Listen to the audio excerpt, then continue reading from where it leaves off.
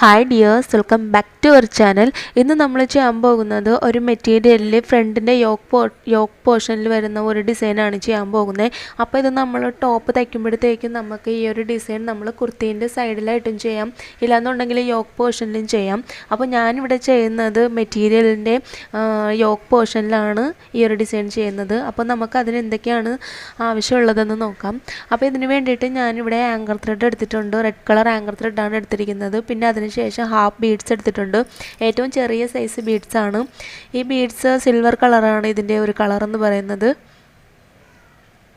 പിന്നെ അതിനുശേഷം ഈ ബീഡ്സൊക്കെ ഒന്ന് വെച്ച് കൊടുക്കാൻ വേണ്ടിയിട്ട് ഞാൻ മെറ്റീരിയലിൻ്റെ ആ കളറിൽ തന്നെ ഒരു ബ്ലാക്ക് കളർ മിഷ്യൻ ത്രെഡ് എടുത്തിട്ടുണ്ട്.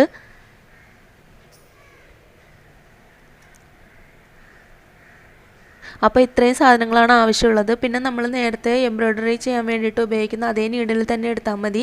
അതിൽ ഞാൻ 6 സ്റ്റാൻസിൽ ത്രെഡാണ് എടുത്തിട്ടിരിക്കുന്നത്.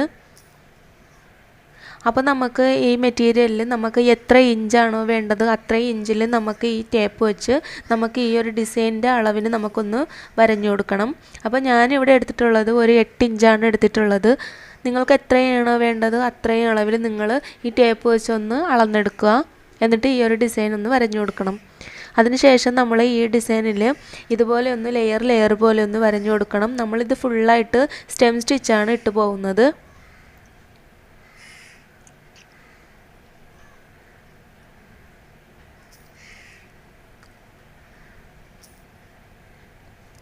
അപ്പോൾ നമ്മളുടെ വർക്ക് ഇത് തൊട്ടേ തുടങ്ങുകയാണ്, സ്റ്റാർട്ടിങ് തൊട്ടേ തുടങ്ങുകയാണ്. നമ്മൾ സ്റ്റെം സ്റ്റിച്ച് ചെയ്യുമ്പോഴത്തേക്കും എപ്പോഴും ശ്രദ്ധിക്കുക, നമ്മൾ തയ്ക്കുമ്പോഴത്തേക്കും ഈ നൂല് നമ്മളുടെ ഈ തയ്ച്ച് വരുന്നതിൻ്റെ ആ മീതെയാണ് നമ്മൾ ഈ നൂല് കിടക്കേണ്ടത്.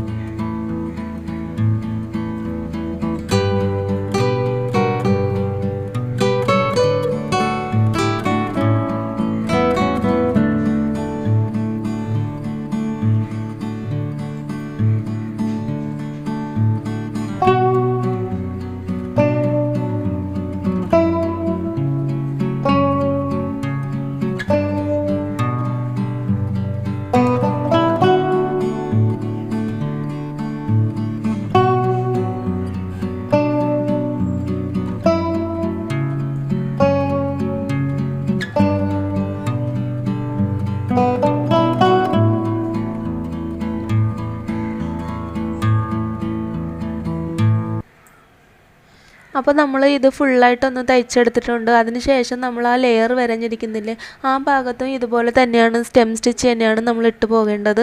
അപ്പോൾ നമുക്ക് ഓരോ ലെയറിലായിട്ട് ഇതുപോലെ സ്റ്റെം സ്റ്റിച്ച് ഇട്ട് കൊടുക്കാം.